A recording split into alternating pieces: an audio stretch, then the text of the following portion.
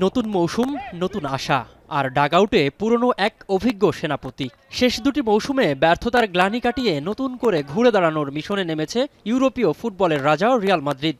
Alfredo Di Stefano স্টেডিয়ামে এখন জোর প্রস্তুতি, আর সেই প্রস্তুতির পুরোপুরি ছক কষছেন দ্য স্পেশাল ওয়ান হোসে মৌরিনিও। দীর্ঘ এক দশক পর পুনরায় লস ব্লাস্কোদের দায়িত্ব পেয়ে নিজের ট্যাকটিক্যাল মাস্টারমাইন্ডের প্রতিফলন ঘটাতে বিন্দুমাত্র সময় নষ্ট করছেন না তিনি।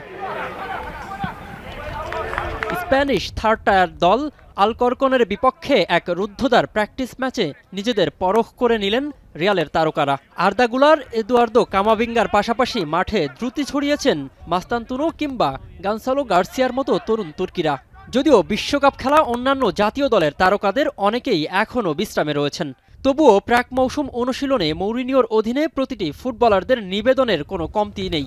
আমি ভরসা রাখি হিরন স্মার্ট ওয়াটার পিউরিফায়ারে।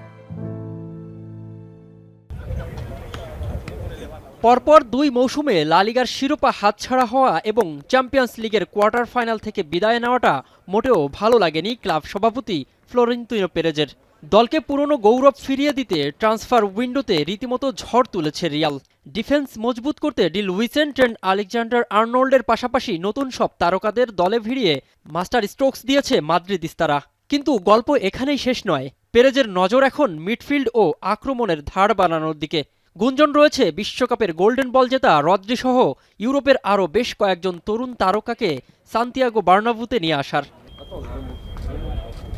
আগামী 22 আগস্ট স্প্যানিয়লের বিপক্ষে ম্যাচ দিয়ে শুরু হচ্ছে রিয়াল মাদ্রিদের নতুন লা লিগা মিশন। ডাগআউটে মৌরিনিওর অভিজ্ঞতা আর স্কোয়াডে তারুণ্য ও বিশ্বসেরা তারকাদের মেলবন্ধনে পেরেজের এই নতুন প্রজেক্ট কতটা সফল হয়, এখন সেটাই দেখার অপেক্ষায় মাদ্রিদ সমর্থকেরা। মিনারুল ইসলাম, এখন।